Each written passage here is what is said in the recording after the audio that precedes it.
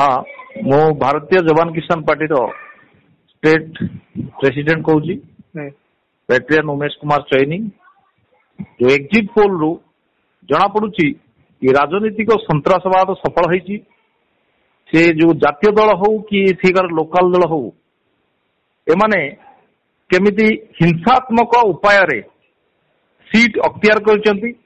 आपण देखिथिबे गणमाध्यम रे अनेक जगह रे पैसार कारबार होईछि तो एथिरे क्लियर जना पड़ुची ये आउ गणतंत्र नाही ये राजतंत्र रे परिणत होईछि। एथिरु हमर जनसाधारण को सचेतन हवा दरकार कि जो भले राजनीतिक सन्त्रासवाद प्रत्येक जगह रे ग्रास करिछि एथिरु हमको मुक्ति पाइबा पड़िबो। आउ आगामी दिन रे हमको गोटे जो सन्त्रासवाद को केमिति खत्म करिया राजनीतिक सन्त्रासवाद को सेति प्रत्येक लोक को सेना आमर जो सैनिक बनिया पड़िबो नहले आमर जो ओडिया समाज ओडिया जाति आमर देश ये पतन हवा जाउछि। एटी बाहर राज्यर लोक आसिक शासन करुचंती अथच आम ओडिया माने ताकर गुलामगिरी होउछंती। सेति पई एहाको निश्चित कड़ा प्रतिरोध करुछु। आमे भारतीय जवान किसान पार्टी ओडिशा तरफ आमे एहार प्रतिवाद करुछु। आपण जानिथिबे किछि दिन तळे आमे केन्द्रापड़ा जाइथिलु एसपी को पाहाकू सेठी जने आईआईसी दुर्व्यवहार करथिले हमर जने सैनिक को बैटेरियन सैनिक को अथच आमे तांका इंटरव्यू रे से कहिले कि आपण माने जवान रे बॉर्डर रे शहादत नउचंदी सेति पई पैसा नउचंदी। यह अत्यंत दुर्भाग्यजनक। गोटे प्रशासनिक अधिकारी कहले कि जो जवान माने बॉर्डर रे सैनिक माने जो शहादत दउचंदी देश पई गुली खाउचंदी ता पे पैसा नउचंदी।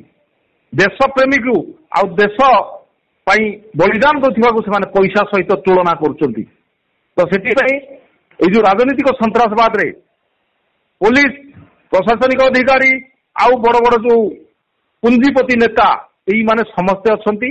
यही मानकर जो गुलामगिरी रे हमर पूरा सारा ओडिशा एथरे चपेट रे आछि। आगामी दिन रे भारतीय जवान किसान पार्टी तार निश्चित रूट लेवल रे कर्मी लेवल रे आउ पंचायत लेवल रे यार आंदोलन करियो आर प्रतिवाद करियो। आगे हमर जने जवान भी काली भद्रक रे भारतीय सेना रे कार्यरत जवान ताकू भोट देई पारि नाही से ताकू खंडा चटरे मुंडरे आघात होईछि आ तांग मां को धरिकी से स्कूटी रे जाउथले ता पूर्वरु अटैक हैला कहले कि आपण माने होचंती गोटे पर्टिकुलर राष्ट्रीय दल रो सेति पई आपण भोट देई परिबे नाही। एथिरे मु सेई भद्रक रो एसपी की इमिडिएटली तांको तांको गादी छाड़ी की पळांतु से तांको सस्पेंड करिया पई मु आउथरे आह्वान दउची आ रिक्वेस्ट करूची हमर जो डीजी आउ डीआईजी आउ हमर होम सेक्रेटरी की तांको इमिडिएटली सस्पेंड करा जाओ।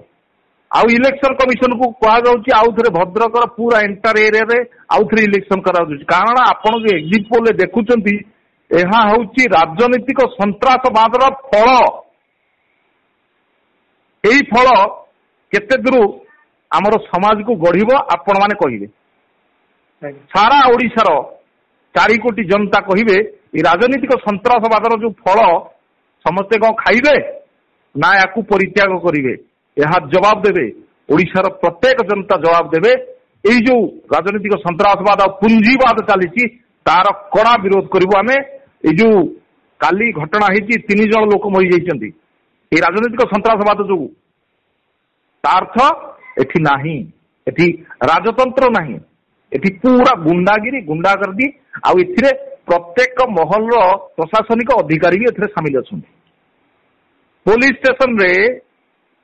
स्टेशन गोटे रेवेन्यू इन्स्पेक्टर काम करुछि।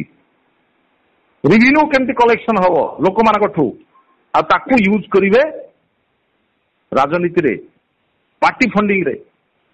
आ बड़ बड़ जो माने एसपी से माने तहसीलदार रेवेन्यू कलेक्टर होउछन्ती जो आईआईसी आउ जो एसपी से मानकर तहसीलदार माने एतिकी रेवेन्यू आसिले तांकर हिसाब किताब एठी करिए।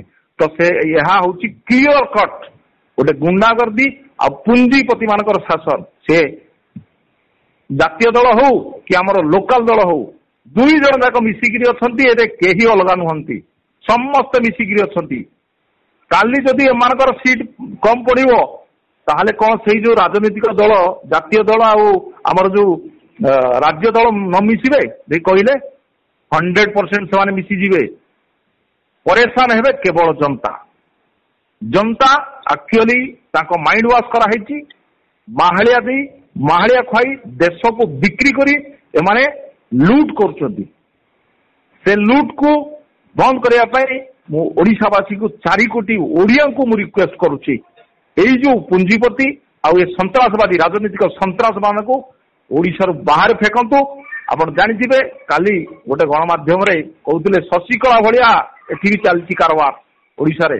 ତ ସେ ଘଟଣା ପୁନରାବୃତ୍ତି ନ ହଉ ମୁଁ ଓଡ଼ିଶାର ପ୍ରତ୍ୟେକ ଯୋଉମାନେ ଇଲେକ୍ଟେଡ୍ ମେମ୍ବର MLA କୁ ରିକ୍ୱେଷ୍ଟ କରିବି, ସେ ଯୋଉ ରାଜନୈତିକ ସନ୍ତାସବାଦ ଆଉ ଯୋଉ କବ୍ଜା କରୁଛନ୍ତି ବାହାର ରାଜ୍ୟର ଲୋକ ଆସିକି ଆମକୁ କବ୍ଜା କରିକି ରଖିଛନ୍ତି, ଆମେ ତାଙ୍କର ଗୁଲାମଗିରି ବନ୍ଦ କରନ୍ତୁ। ଓଡ଼ିଶାକୁ ଗୋଟେ ସମ୍ପୂର୍ଣ୍ଣ କ୍ଲିୟର ଲୋକମତ ଦରକାର ଆଉ ଆମର ଓଡ଼ିଆବାସୀ ଦରକାର। ଆମ ଓଡ଼ିଆ କହିଥିବା, ଓଡ଼ିଆ ଶିଖିଥିବା, ଓଡ଼ିଶାରେ ଜନ୍ମ ନେଇଥିବା ତା ହିଁ ଦରକାର। Thank you. जय हिंद, जय जवान, जय किसान।